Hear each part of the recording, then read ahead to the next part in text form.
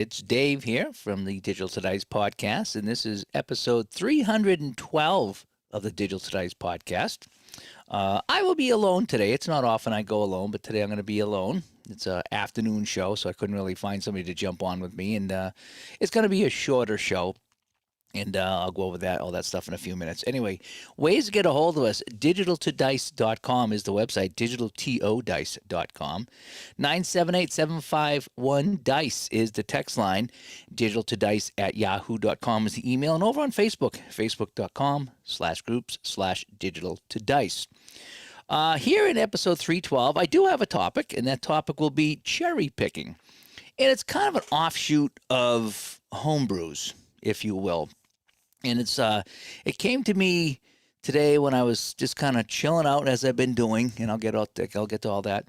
And I came across a video from Jeff, Jeff Giugiano, Appa Football Club Jeff, official Appa Football Club Jeff, and it was an older video because I'd just been really living on YouTube the last few days, whether I'm in the hospital or whether I've been home, and he was talking about the master game and keying on people, and that should be part of the game, and that's part of the game I choose not to do. And so I kind of uncherry picked that part of Apple football, and it kind of led me down a little rabbit hole about the games that I play and the things that I opt to do and opt not to do in my games. And I thought that would be an interesting topic here today in episode 312. So the show will be we'll be talking about cherry picking in here, and of course I want your comments on some of the things that you do. Before we get to that, all right, let's get to the bad out of the way. Okay, and then we'll get to the good. So by now, as you know, at Digital to Dice Con 2026 on Friday night, right in the middle of the convention, I started to not feel good, and I thought it was a migraine. It was after dinner, and we were sitting down, and I sat down with Ryan Strauss, and he was showing me Appa soccer, and I had trouble seeing him, and I had trouble seeing the board. And I thought maybe I was just too tired, or maybe I was just getting hungry, and I was pushing myself, and low blood sugar, all the things. I've had similar things in the past with vision's kind of kooky, and it's like, okay, just a little stressed out or whatever. So I said, I'm going to go to bed. And I told the wife who was with me, I said, I'm not feeling good, but I'm going to go to bed. So I got up in the morning, and it was a lot better, but still there was something wrong with my vision. And so I went back in the room for a few minutes. I said, no, I'm not feeling good. I went back to bed. And I says, well, I got to go do the raffle. So she's like, what do you think about going home? I says, yeah. I says, I can't really concentrate right now. So I went back in the room, and I found Mike, and I says, Mike, can we do the raffle like now? I says, I really don't feel good, and I need to leave, and I want to be here for the raffle. So we did the raffle, and it was pretty good.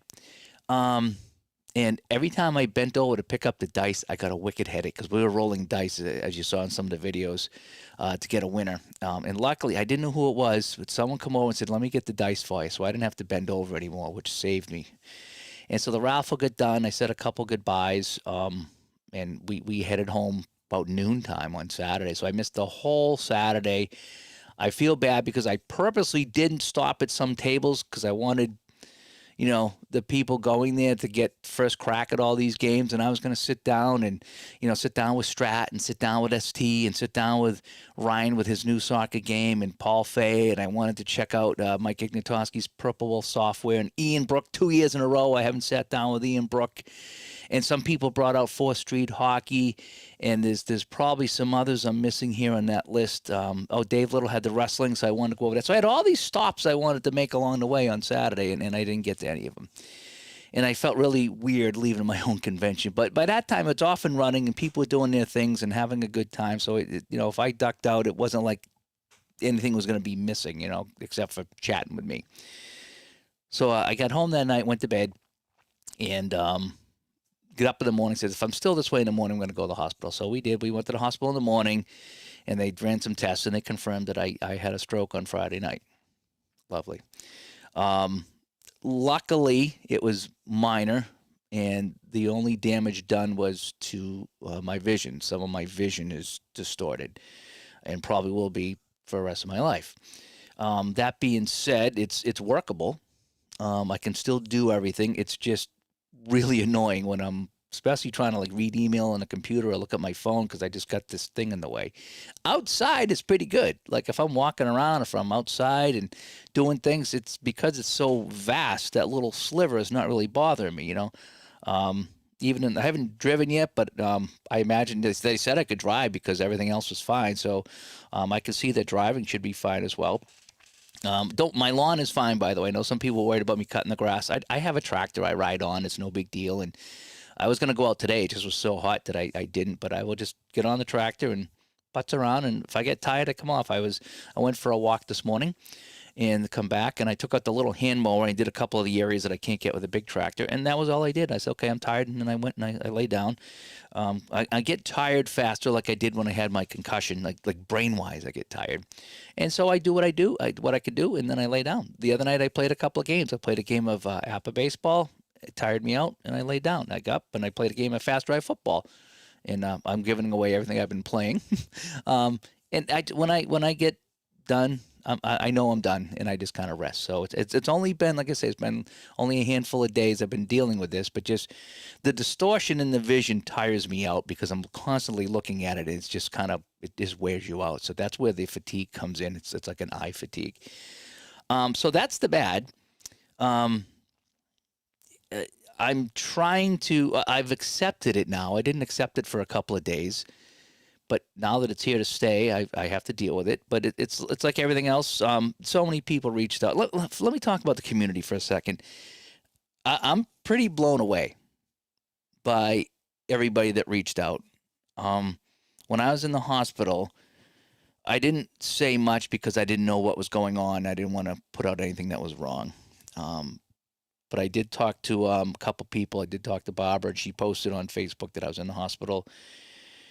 And I could see the comments, but I couldn't read them because at that point my vision was really, really bad, and I just couldn't. And just between just being, tired and just still confused at the whole thing, I still haven't gone back and read the comments. But I saw there were many, and some people that I didn't even know were in the group, and people I haven't heard from a long time.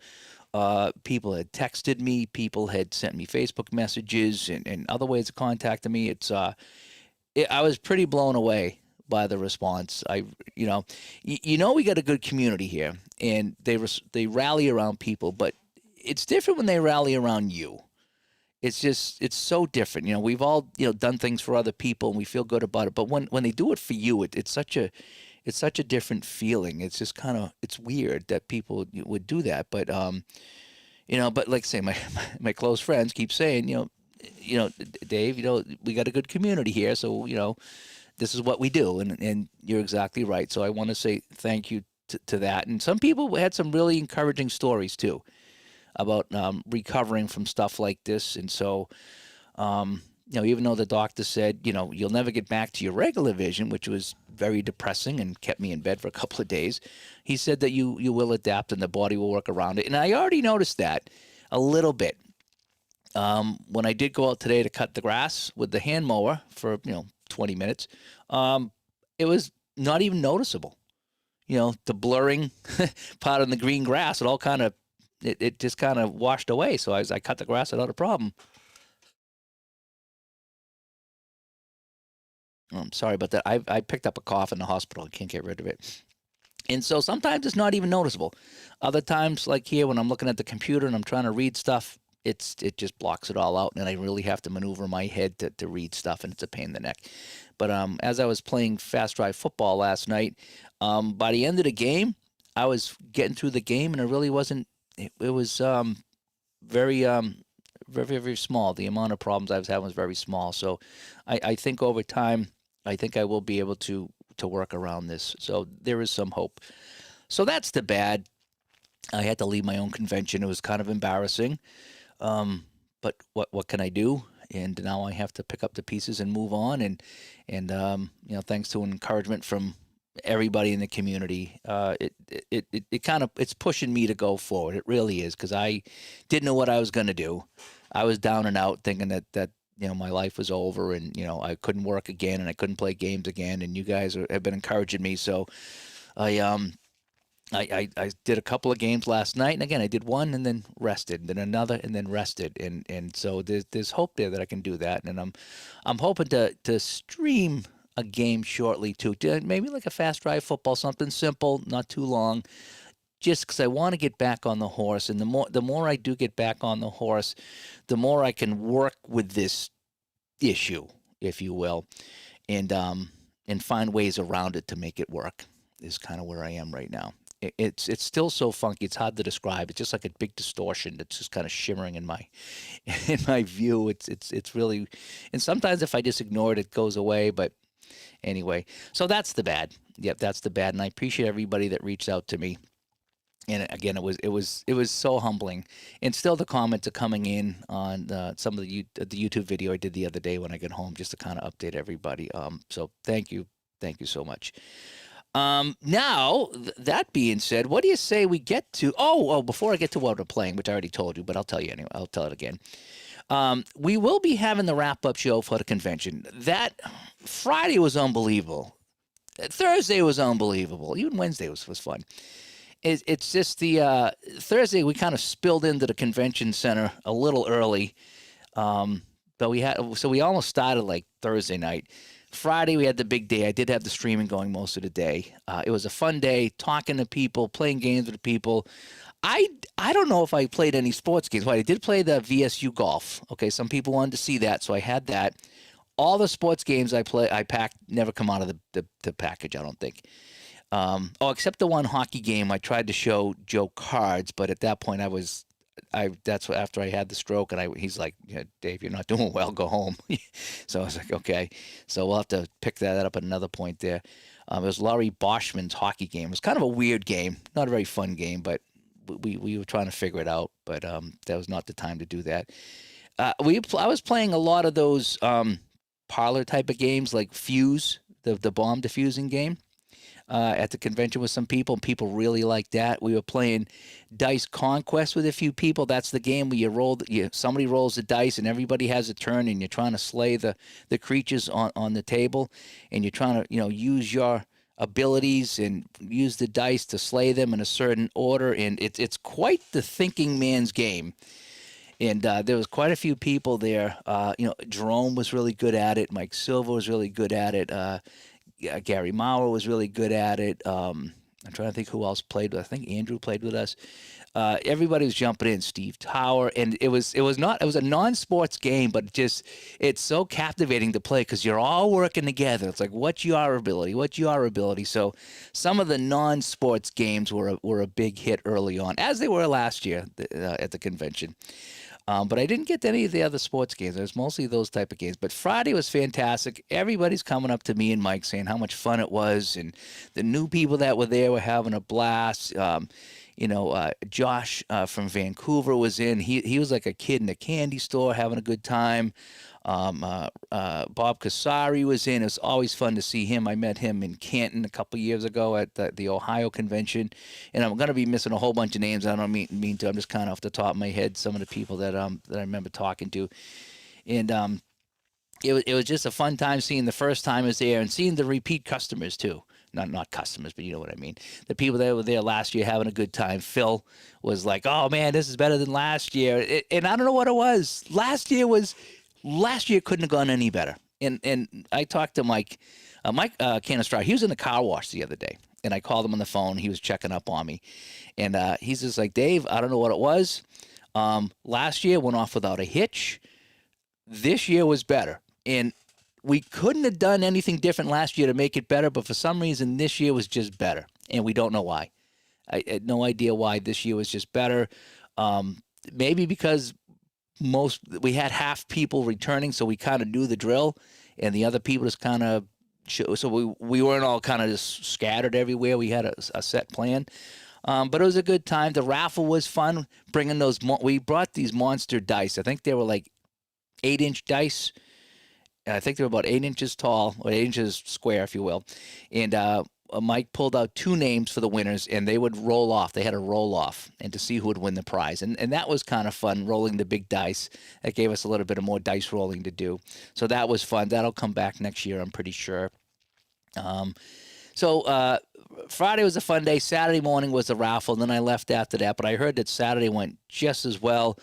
I heard Ian's table did very well with his on deck baseball and his big raffle that he had. That went pretty good too. So good for him. It was nice to see the big red machine there. It was Stratomatic. I sat down for a minute and watched some basketball, and I was supposed to go back on Saturday. And again, that's one of the tables I didn't get to because I left not feeling well. But it was great to see him. And I wanted to sit and see Paul Fay's hockey that he has on the computer there, and I didn't get to see that. He was off actually shopping, buying sneakers at the time that I went over to see him on Friday night, so I missed him there. But anyway, yeah, so the convention, we'll have a full wrap-up show. I'll definitely have Mike on and maybe another person or two to come on and talk about their thoughts about the convention. So I'll do that when I get more people there to get it. But this was just going to be a kind of a filler show just to kind of get me back on the horse. I want to get back recording and back to the podcasting because the more normal things I try to do, the more normal my life will become. So that's where we are there. All right, so let's get to what I've been playing. What do you think?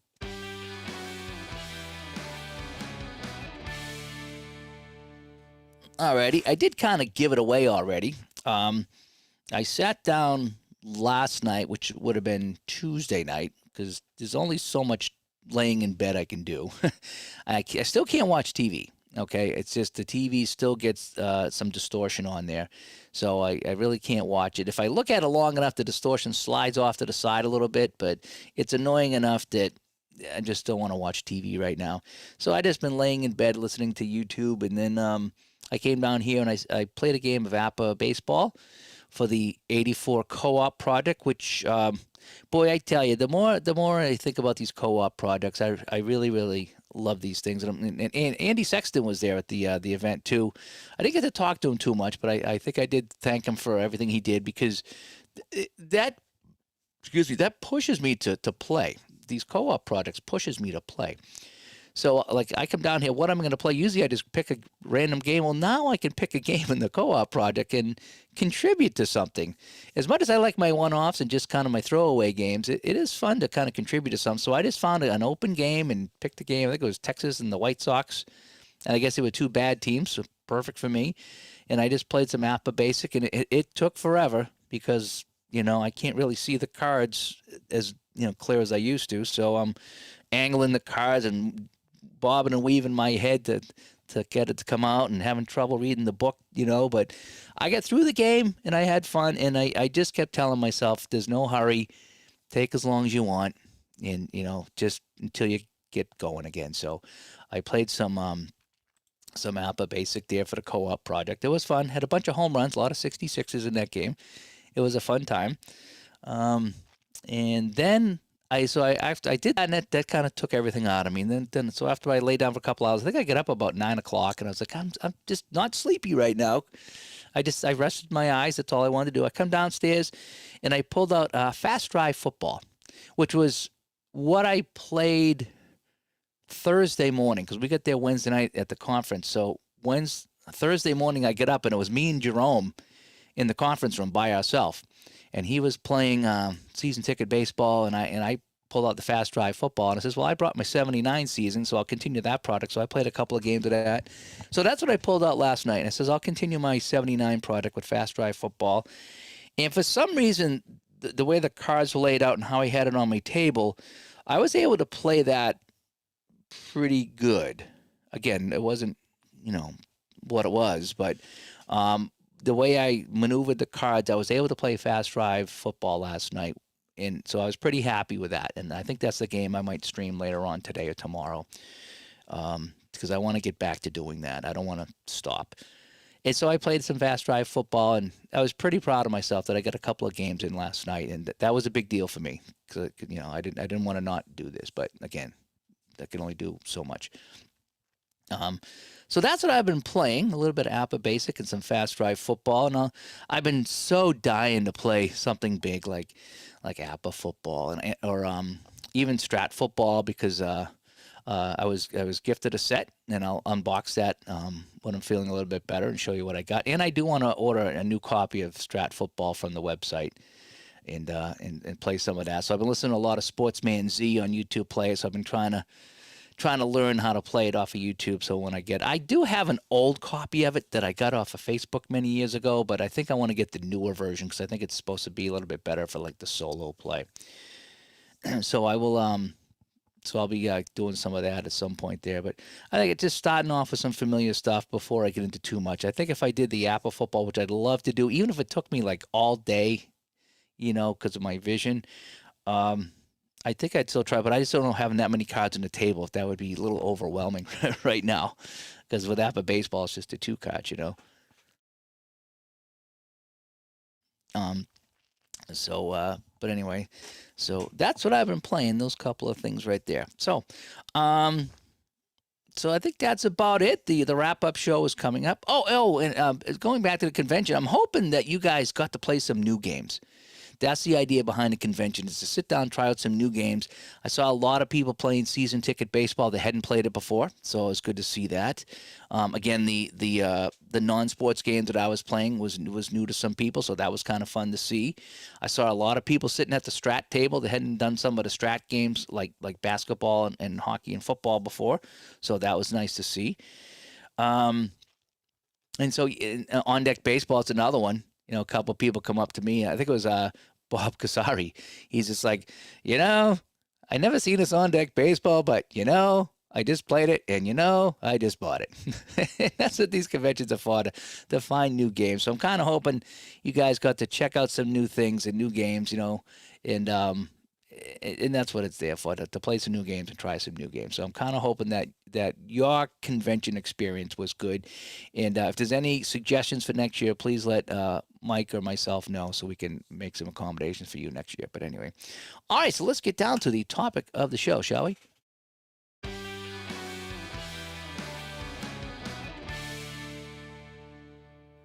All right, cherry picking. What do I mean by cherry picking? Again, this kind of started with a video from Appa Football Club, Jeff, and he was talking about the master game of Appa Football, how keying on runners and keying on receivers would diminish their results for a play. I'm not a real big fan of that. I kind of like playing the basic game where, if you roll a 66, that's a touchdown. That's APA to me. When you get that 66, that's a special roll. But in the master game, if you're playing somebody and you guess correctly, you just say, I'm keying on Earl Campbell or I'm keying on Lynn Swan, and the ball goes to them and they roll the 66, you're taking away that touchdown. And in his example, a touchdown turned from a touchdown to a 4-yard gain. That's a big difference. But again, if you're keying on them and then they're not going to get away. You got two people on them, so you're either double covering the guy or whatever. So I could see that part of it. For me, though, because I'm just playing by myself, I'm choosing not to do that. So I'm kind of not picking that cherry, so to speak, of that. And again, it's your game, your way. There's no wrong way to play it.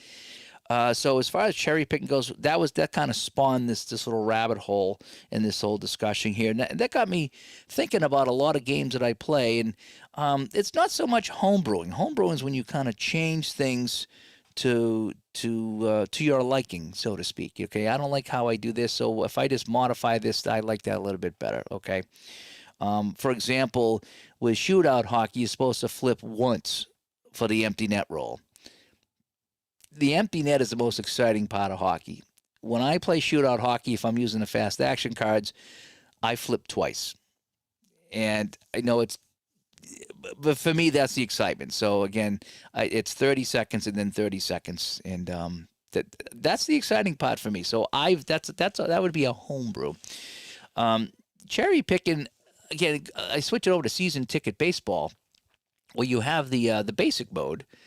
And then you have, I don't know if it's called advanced or what it is, but it's just there's all these other things you can bring into season ticket baseball as far as, stealing and pickoffs and taking the extra bases and challenging and all this other things there.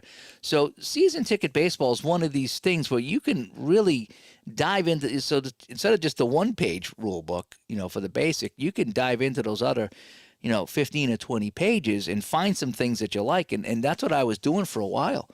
I would go into season ticket baseball and I was like, I really like this, so I'm going to keep that. and I really like this. I'm going to keep that. And some of the stuff, yeah, it's just not my cup of tea. So it's not going to wreck the game if I don't use it, but it's there if I want to, but I don't know if I want to. And there's some things, if I switch over to payoff pitch now, I got into a pretty good groove with payoff pitch for a while, but then there was always something I would forget. I was like, oh man, I forgot that, if I roll, 11 or 12 on my dice to check for stealing is a potential pickoff. I always would forget that. And so it's one of these things that, I would just not do it anymore. So I would not pick that cherry because I just always forgot, so that was kind of a cherry that I just forgot to pick. But even with payoff pitch, there's a lot of different ways to steal bases or check for steals or whatever you want to do with that stuff there. And so it's fun to cherry pick what works for you. Not necessarily changing the game, but just the game offers you some different ways to do things. So you can cherry pick from that. Another one is the baseline basketball. Powder Blue Sports, John Turnbull. When he first came out with that, how you would get the ratings was kind of confusing. Now, it might have made, more mathematical sense to do it a certain way. But what he did is he kind of fine-tuned it and said, okay, here's 3 different ways to get your final quote, results or ratings, whatever it is in the game. And he says, do this, or do this. And the third one was the simplest. It was just, the offense and the defense and take whatever. And that's the one that I use because it's just a lot less figuring out. It's a lot less headaches and it works. And so I decided to cherry pick the easy way for baseline basketball. And so now I can set up a game in just a minute or two and I'm ready to go rather than really kind of get into the nitty gritty or figure it all out. And it's just, oh man, am I doing it right? So I like having options like that I can cherry pick the one that I want. Another one is the Phil Singer wrestling game, which again, that's one game I didn't get to sit with Dave Little and play. I did watch a couple of rounds though. It was kind of fun sitting in on that on Friday. But the idea that you have the basic game, but then there's some advanced. And he was playing like a little advanced when he was doing. He says, "Here's what we're going to do. We're going to play just a little bit of the advanced, to add to the drama of the wrestling matches." So that's what he did there. And again, cherry picking what works for you. So you don't have to sit and play every advanced rule of the wrestling game. If you don't want to, you can just say, hey, this works for me, and I'd rather do this. The same thing with like the APBA baseball. You have the basic, then you have the hybrid, then you have the master, and some people kind of like work between the 3. Like the basic is, I love the basic, and I love the master, and some people said the basic's too basic, the master's too convoluted, so they want something in between, so they handpick it. And I think, who was it, Replay Gamer, right? He was the one that was kind of doing just the lefty-righty splits, and then everything else was basic, I think it was. I could be wrong, but it was something to that effect. So yeah, people were cherry-picking a lot of different things with the APBA baseball game between the basic, the hybrid, and the master game. Even myself, I still forget to check for some drop throws in the master game. I'm getting a little bit better, but I still forgetting to check the drop throws. Sorry again, still got that hospital cough, won't go away. I'm trying to stay away from the wife just in case, I caught something at the hospital, so I don't give it to her. But I do forget some things in the master game, and who did I talk to? As far as the relays, someone gave me a ration about the relays, how I said that I made a comment like when I was a kid, there was always throws to the plate. It was like, when it hit to the outfield, they were throwing directly to the plate. They weren't cutting it off. And someone gave me a boatload of a guff about that. And it's like, okay, so I was like, okay, but it's like, I always remember that, like Dwight Evans throwing to the plate. I didn't see Dwight Evans throwing to the cutoff man. But again, if it rolls to the wall, that's different. If it's a double into the corner and Evans picks it up, yeah, he's going to hit the cutoff man. So I says, here's what I'll do for you. If you're gonna, get off my back, I says, I will start using the cutoff rule, to determine the throw to the plate and upper master. Obviously a fly out or a single ground ball, that's just going to be a throw to the plate. But yeah, anything like that's doubling off the wall or rolling to the wall, yeah, I will use the cutoff. That does make more sense. So on that play there, so again, I was kind of cherry picking. Do I really want to get the arm of the outfielder and then add the arm of the infielder and get the average. Well, I guess if I only have to do that on like rolls to the wall, but it plays at the plate on singles and flyouts, then no, that's coming right from the outfield. That's what I'm going to do. But again, excuse me, your game, your rules. Do whatever you want to do. But I was kind of cherry picking that as well. Again, I'm trying to envision the scenario where the ball's caught, it's hit on a ground ball, and they throw it home. I don't think on a ground ball you throw it to the cutoff man and throw it home. But again, anything rattling off the wall, then yeah, you would. So just so we'll clear that up. And even in fast drive football, which I have right over here, I'll be pulling out again. The end of the game stuff, I still don't have it down, and that's okay. And because I've decided that there's some things at the end of the game that I'm going to do, and some things I'm not going to do, and it's not going to wreck my experience if I don't play it 100% correct. I enjoy the game immensely. It's one of my favorite games to play. And the end of the game, I know Al was going for some fun at the end of the game, so you could have the desperation play, the fourth down. It just didn't want to end it like a bleh. He wanted to have some fun at the end and give it some excitement with that last roll, and that's what he was going for.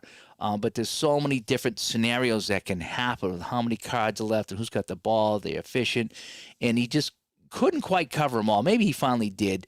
I couldn't follow every single scenario, so I just kind of whittled it down to a couple that I'm going to use, and that's kind of how I'm going to do it. And again, it's what happens on my table doesn't affect your table, type of thing. But I kind of cherry picked a few things I liked out of the end of the game scenario, and that's kind of what I use and what makes sense for me. And every now and then I'll go back and maybe I'll cherry pick another one and say, okay, now that I got these two scenarios down, maybe I'll add a second scenario, a third scenario, and try to figure that out. So I finally do a lot of cherry picking. And one other one that I do is the hockey bones and the apple hockey. And what I've been doing is I've been cherry picking the hockey bones line change into my APA, which what that means is that with APA, what you're supposed to do is you change everybody at once. And you're supposed to either dump the puck in the corner or you just turn it over and then get it back. So it's kind of neat, actually, how APA does it, because you're kind of envisioning you have the puck and you just kind of dump it out of the zone. And it's either icing, just a standard turnover, or you got a corner battle, okay? And then after all that's deciding, now the other team's got to do the same thing. So you give the puck away, and you should get it back unless you ice it. And that gives both teams a chance to change lines and do it that way. And I like to do that sometimes, but a lot of times, I've kind of simplified my APA hockey experience, and I just go with what Hockey Bones does. What Hockey Bones does is when you go to change lines, the guy that has the puck stays out there. So, okay, this guy gets the puck, the other 9 guys change, and this guy stays out there, until that play is complete, and then you swap him up. And what I like about that is, so let's just say, okay, we'll use Phil Esposito for an example. He's out there with, with Hodge and Busick, let's say. Well, Hodge and Busick change up, and then you got, like Don Marcotte will come out. Well, now Esposito's out there with Don Marcotte, and he might get a goal, and Marcotte might get the assist, or Marcotte might get the goal from Esposito. And so every now and then you have those two guys out there that don't necessarily play together, and they might combine for a goal. And that does happen from time to time, because it's not always the same 3 guys that pitch in on a goal, because you're going to have a guy that's trapped out there, maybe someone that comes off early. And so you're going to not have those same 3. So it's not going to be the same over and over and over. So I like how Hockey Bones does that one guy stays out there, and if a goal gets scored, well, now you have a little different box score there. And so I've cherry-picked that out of Hockey Bones and put that into APA most of the time. So anyway, yeah, that's just a quick show I wanted to do about cherry picking. I think that's about my list. Again, I can't really read it until I bring it over here and move it off to the left. But yeah, so some of the cherry picking I've done with APA football. Mostly I've picked some of the master rules, and some I don't use at all. The same with I pretty much the APA Master Baseball. I'll go full in on that. The season ticket baseball is probably one of the best ones where you really there's so much you can pick from. There's so much extra in that game. If you really want to get into a deep baseball sim, it's all in season ticket baseball. But again, you can go in as far as you want, go down that rabbit hole as far as you want, or as not as much as you want, and just pick what you like. Hey, I really like this, and there was a couple things I was using on top of the base game, and I was having a blast with, and I didn't have to worry about all the other things that I didn't want to do. And I really like that about season ticket baseball. Same with payoff pitches, a whole different ways about running the bases and stuff. And I settled on one that works for me, and that's what I've been using. We talked about the fast drive football a little bit, and the wrestling and the baseline basketball. So, and there's probably a whole bunch more games that I play that I kind of like this, but maybe I just want to tweak this a little bit, or maybe I don't want to use this, so I'll use this, but I won't use this. So again, I'm kind of cherry picking my rules, and most of it's what the game offers. Okay, it's like, hey, the game says, hey, you can do all the stuff here. Well, I don't really want to have to deal with all of this stuff here, so I'll cherry pick which ones I like, and for me, that's how I'll play my game. So anyway, so I'd like to know from you, do you guys cherry pick some of the rules in your game?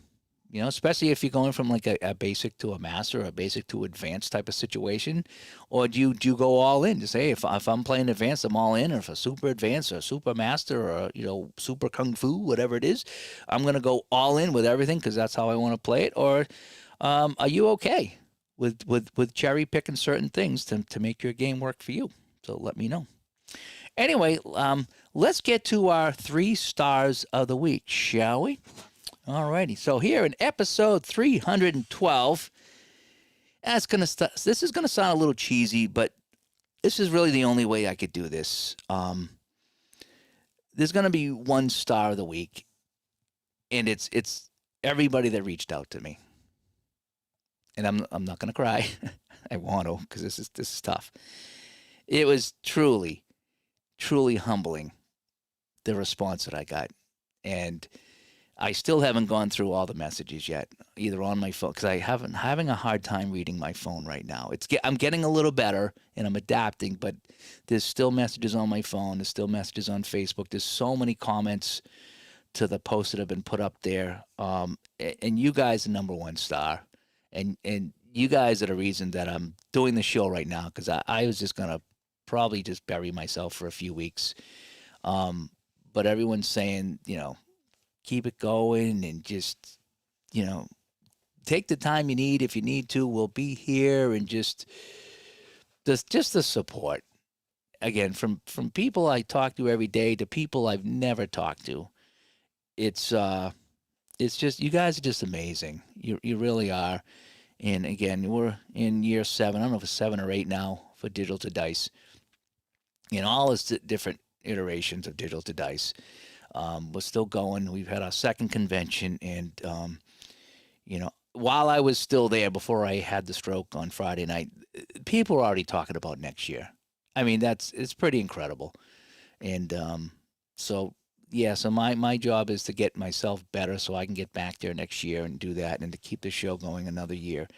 But for the star of the week, it's everybody out there that reached out to me, and there's people that showing the Digital to Dice pen at work, and wearing the T-shirts, and just organizing.